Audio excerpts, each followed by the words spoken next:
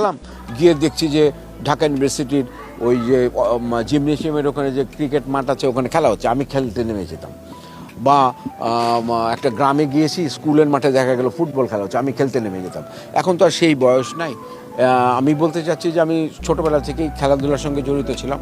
আমি ছাত্র জীবনে ক্রীড়া সম্পাদক পদে নির্বাচিত হয়েছিলাম জাহাঙ্গীরনগর বিশ্ববিদ্যালয়ে। সুতরাং একজন মানুষ যখন ক্রীড়া সম্পাদক হয়, তার মানে খেলাধুলার প্রতি তার আগ্রহ এবং তার পার্টিসিপেশন থাকে। আমি ইন্টার ইউনিভার্সিটি ফুটবল খেলেছি, ক্রিকেট খেলেছি, ভলিবল খেলেছি। সুতরাং এখানে এসে আমার অত্যন্ত আনন্দ লাগছে। আজকে যারা খেলছে, আমার যদি বয়স আরেকটু কম থাকতো হয়তো আমি আজকে নামতাম খেলতে। আমরা যখন নাটকের শুটিংগুলো করি, তার মধ্যে নকশিপাড়ের মানুষেরা নামে একটি সিরিজ নাটক খুব জনপ্রিয় হয়েছিল, ২১শে টিভিতে গিয়েছিল। ২১শে টিভি যখন বন্ধ হয়ে যায় তখন ওটা হচ্ছে লাস্ট প্রোডাকশন। ওই সময়ে আমরা শুটিং করতাম কালিয়াকুড়ে জমিদার বাড়ির মাঠে। আমরা প্রত্যেক দিন শুটিংয়ের পরে রাতের বেলা আমরা ফুটবল খেলতাম, ক্রিকেট খেলতাম। তারপরে ৯১ বা 69 নাটকের নাম অনেকেরই জানা আছে, সেটার শুটিং হতো ডিওএইচএসে, মহাখালী ডিওএইচএস। ওই বাড়ির যে লন, সেখানে আমরা প্রতিদিন ক্রিকেট খেলেছি। ৩.৫ তলা নামে একটি ধারাবাহিক নাটক হয়েছিল আফসানা মিমির পরিচালনায়।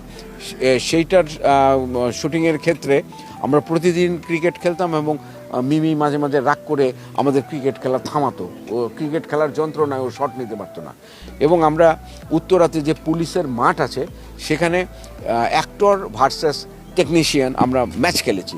সেই খেলাতে এটিএম শামসুজ্জামান উনি খেলেছেন, খায়রুল আলম সবুজ খেলেছেন, আমিরুল হক চৌধুরী খেলেছেন, আমি এক দলের ক্যাপ্টেন ছিলাম, আরেক দলের ক্যাপ্টেন ছিল খসরু, ক্যামেরাম্যান খসরু।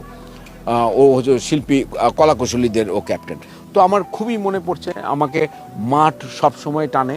আমি যে এলাকায় বড় হয়েছি, যে এলাকায় আমি থেকেছি ছোটোবেলা থেকে, ঢাকার দুটো এলাকায় থেকেছি। পুরান ঢাকায় আমি থেকেছি, আর এইদিকে মালিবাগের এখানে থাকতাম। সেই ছোটোবেলা থেকে আমরা খেলাধুলার সাথে যুক্ত ছিলাম।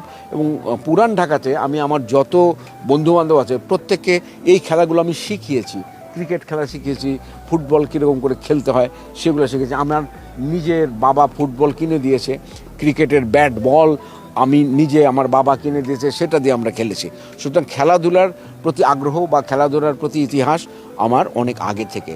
ফুটবলে আমি সেন্টার ফরওয়ার্ড হিসেবে খেলতাম, আমি ৯ অথবা ১০ নম্বর জার্সি পরে খেলতাম।